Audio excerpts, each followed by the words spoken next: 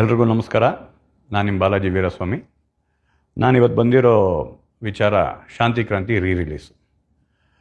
ಮೊದಲನೇದಾಗಿ ನೀವೆಲ್ಲ ಶಾಂತಿ ಕ್ರಾಂತಿ ಸಿನಿಮಾಗಾಗಿರ್ಬೋದು, ನಮ್ಮ ಅಣ್ಣನಿಗಾಗಿರ್ಬೋದು, ನಮಗಾಗಿರ್ಬೋದು, ನೀವು ತೋರಿಸಿರೋ ಪ್ರೀತಿ ಅಪಾರವಾದದ್ದು.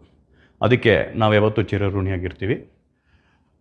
ನಿಮ್ಮ ಈ ಒಂದು ಪ್ರೀತಿ ಶುರುವಾಗಿದ್ದ ಒಂದು 2-3 ದಿನಕ್ಕೇ ನಾನು ನಮ್ಮ ಅಣ್ಣ ಶಾಂತಿ ಕ್ರಾಂತಿ ರಿಲೀಸ್ ಬಗ್ಗೆ ನಾವು ಮಾತಾಡಿದ್ವಿ. ಅವತ್ತಿಂದ ನಮ್ಮ ಪ್ರಯತ್ನ ಅವತ್ತಿಗೆ ಶುರುವಾಗಿದೆ. ಬಟ್ ಏನು ನಿಮಗೆ ಒಂದು ಸ್ಪಷ್ಟನೆ ಕೊಡೋದಕ್ಕೆ ನಾನು ಏನಕ್ಕೆ ಇವತ್ತು ಬಂದಿದ್ದೀನಿ ಅಂದರೆ, ಶಾಂತಿ ಕ್ರಾಂತಿ ನೆಗೆಟಿವ್ಸ್ ಮೆಲ್ಟ್ ಆಗೋಗಿದೆ. ಸೊ ಮೆಲ್ಟ್ ಆದಾಗ ಅದನ್ನು ನಾವು ಇವತ್ತಿನ ಒಂದು ಟೆಕ್ನಾಲಜಿಗೆ ತೊಗೊಂಬಂದು ಮಾಡೋದು ತುಂಬ ಕಷ್ಟ.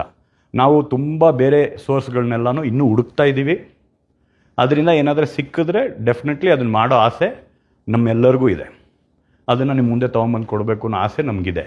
ಆದರೆ ಯಾವುದೇ ಸೋರ್ಸ್ ಸಿಕ್ಕಿದ್ರೂ ಸಹ ಒಂದು ವಿಷಯ ಏನು ನಿಮಗೆಲ್ಲ ಹೇಳ್ಬೇಕಾಗಿರೋದು ನನಗೇನು ಅಂದರೆ, ಅದು ನಾನು ನಾಳೆ ಈ ಕೆಲಸನ ಸ್ಟಾರ್ಟ್ ಮಾಡಿದ್ರು ಅದು 8 ತಿಂಗಳು, 10 ತಿಂಗಳು, ಇಲ್ಲ 1 ವರ್ಷ, ಇಲ್ಲ ಅದ್ರ ಮೇಲೇನೂ ಆಗ್ಬೋದು.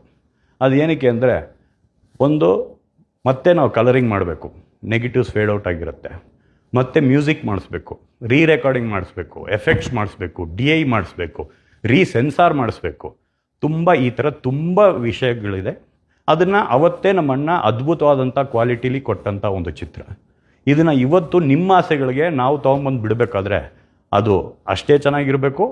ಇವತ್ತಿನ ಇದಕ್ಕೆ ನಿಮಗೆಲ್ಲ ಖುಷಿ ಕೊಡೋಂಥ ಒಂದು ಸೌಂಡ್ ಸಿಗಬೇಕು, ಒಂದು ಡಾಲ್ಬಿ ಮಾಡಿಸ್ಬೇಕು, DTS ಮಾಡಿಸ್ಬೇಕು, ಅಟ್ಮಾಸ್ ಮಾಡಿಸ್ಬೇಕು, ಇಷ್ಟು ವಿಷಯಗಳಿದೆ.